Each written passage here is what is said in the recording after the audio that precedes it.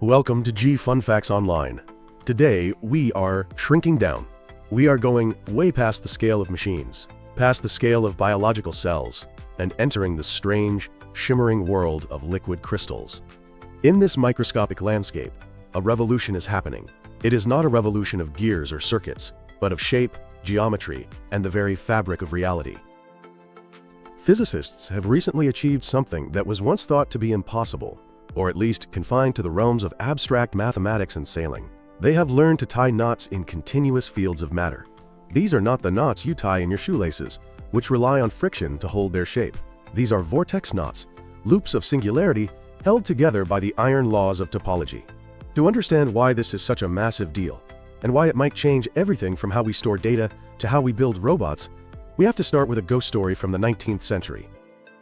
We have to go back to Victorian Scotland, to the year 1867. The famous physicist William Thomson, who would later become Lord Kelvin, was watching a demonstration by his colleague P.G. Tate.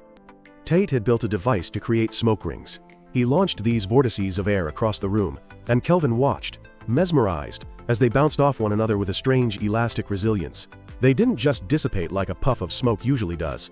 They held their shape, they vibrated, they acted like solid objects. This observation sparked one of the most beautiful, ambitious, and ultimately incorrect theories in the history of science. Kelvin proposed that atoms were not solid balls of matter. He theorized that atoms were actually knotted vortices in the ether. At the time, scientists believed space was filled with a fluid called the ether. Kelvin thought that the periodic table of elements was actually a periodic table of knots. A hydrogen atom might be a simple unknotted loop. An oxygen atom might be a figure-8 knot. Carbon might be a trefoil knot. It was an elegant idea because, in a perfect fluid, these knots would be stable forever. They could never untie themselves because the fluid lines couldn't pass through each other.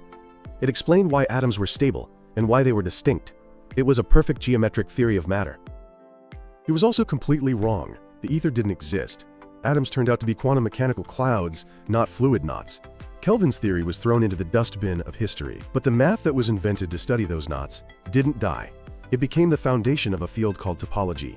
And now, 150 years later, Kelvin's dream has been resurrected, not in the vacuum of space, but in vials of soft matter physics labs. Researchers have found the medium where Kelvin's vortex knots can finally exist. That medium is chiral liquid crystals. So let's look at the canvas we are painting on. What is a liquid crystal? It is exactly what it sounds like. It is a state of matter that lives in the gray zone between a flowing liquid and a crystalline solid. It flows like oil, but the molecules inside it are shaped like rods or discs, and they like to point in the same direction. This direction is mathematically described by something called a director field. Imagine a field of wheat, where every stalk is pointing the same way. That is your director field. But for these vortex knots, we need a special kind of liquid crystal. We need a chiral pneumatic liquid crystal. Chirality means handedness. It means the material has a twist, like a screw or a helix. If you dope a standard liquid crystal with a chiral agent, the entire structure begins to twist. Instead of all the molecules pointing north, as you move through the material, they rotate in a helical spiral. This natural tendency to twist is the secret ingredient. It provides a background field that wants to form helices. Now, what happens when you disrupt this field? Say you hit it with a laser or an electric shock. The system tries to heal the disruption, but it has to satisfy two competing urges. First, there is elasticity.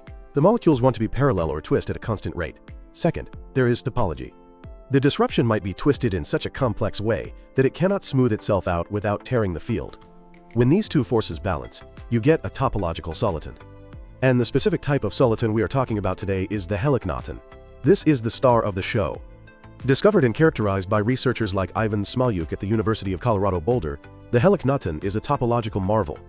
It is crucial to understand that this is not a knot made of material. The molecules themselves do not form a long rope that ties itself in a knot. It is a knot in the orientation of the molecules. Imagine that field of wheat again. A heliknoton is a specific, complex pattern of how the wheat is leaning. If you were to trace lines through the places where the wheat leans in a specific way, those lines would form a knot. In the language of physics, we talk about the vortex core and the pre-image. The vortex core is a singular line where the orientation of the molecules becomes undefined or twists abruptly. The pre-image is even more fascinating. If you pick a specific direction, say north, and you trace every single point in that liquid crystal droplet where the molecules are pointing exactly north, those points form closed loops. In a heliknoton, those loops are linked and knotted. They might form a trefoil knot, which looks like a three-leaf clover, or a figure-8 knot. And here is the key. Unlike a shoelace, which you can untie by pulling the ends, a heliknoton has no ends. It is a closed loop embedded in a three-dimensional medium.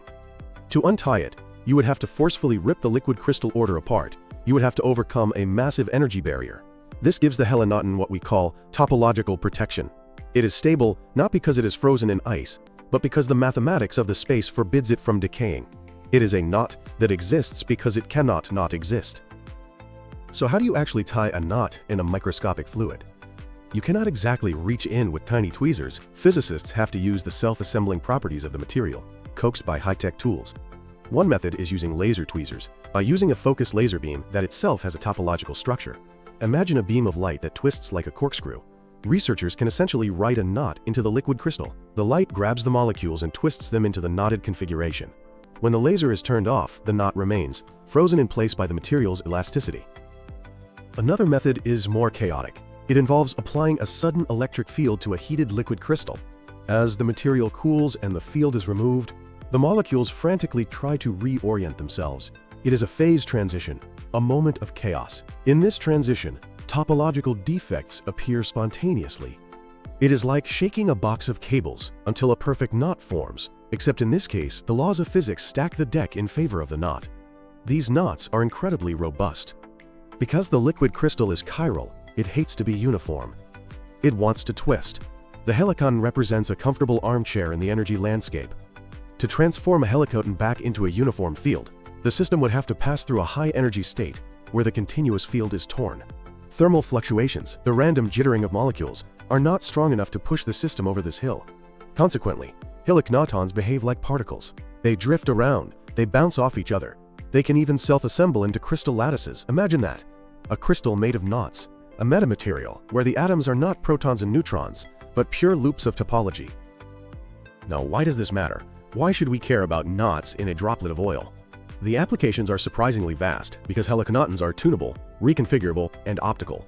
Let's talk about the future of displays. Liquid crystals are already the basis of LCD screens, but current LCDs work by just switching pixels on or off. Heliknotons offer a new paradigm. Imagine pixels that are three-dimensional objects with complex optical properties. Because the knot has a specific geometry, it interacts with light in unique ways, bending and twisting it. A display made of heliknotons could steer light in 3 dimensions. We are talking about true holographic displays, or advanced privacy screens that look completely different, depending on the angle you view them from. Then there is soft robotics. Heliknotons are sensitive to electric fields. When you apply a voltage, the knot can shrink, expand, or move. This is known as giant electrostriction. It means a material filled with these knots can change its shape or size dramatically with a simple electrical signal. This is the holy grail for soft robotics, a material that acts like an artificial muscle, contracting on command without the need for bulky mechanical motors or gears. Consider data storage. In a standard magnetic hard drive, a bit is a simple 2D patch of magnetic orientation, a 0 or a 1. A heliknoton is a 3D structure that can exist in different topological states. You could have a trefoil knot, a cinquefoil knot, or linked rings. Theoretically, you could encode data not just in the presence of a knot, but in the type of knot. An unknot is 0. A trefoil is 1. A figure 8 is 2. This would allow for topological memory that is incredibly robust against magnetic interference or heat, potentially vastly increasing the density of data we can store. And finally, there is the connection to the cosmos. This is where the science gets truly poetic. The study of vortex knots in liquid crystals is a window into the deepest mysteries of the universe. The mathematics describing heliknotons is the exact same mathematics used to describe cosmic strings. These are hypothetical topological defects that may have formed in the early universe, shortly after the Big Bang. It is also the same math used to describe skyrmions in nuclear physics, which model how subatomic particles like protons and neutrons maintain their stability. By watching a heliknoton merge or split in a microscope slide, physicists are effectively running a simulation of the early universe, or the interior of a neutron star. It is tabletop cosmology. Recent observations of phenomena called dischiralation, lines where chirality is broken, provide analogies for how fundamental symmetries were broken in the infant cosmos. We are moving from the passive observation of knots to the active engineering of knotted matter. For centuries, knots were static things, tied in rope or carved in stone. Today, we are witnessing the birth of dynamic knot theory. Vortex knots in liquid crystals prove that with the right combination of geometry and energy, we can sculpt the fundamental fields of nature into stable, complex, and functional shapes. Lord Kelvin was wrong about atoms being knots in the ether, but he was right about the beauty of the knot. It turns out that if you want to tie a knot in reality, you don't need ether. You just need a little bit of liquid crystal, a twist of light, and the unbreakable laws of topology. That is the fascinating reality of the heliknoton, a ghost of a theory, reborn to power the future.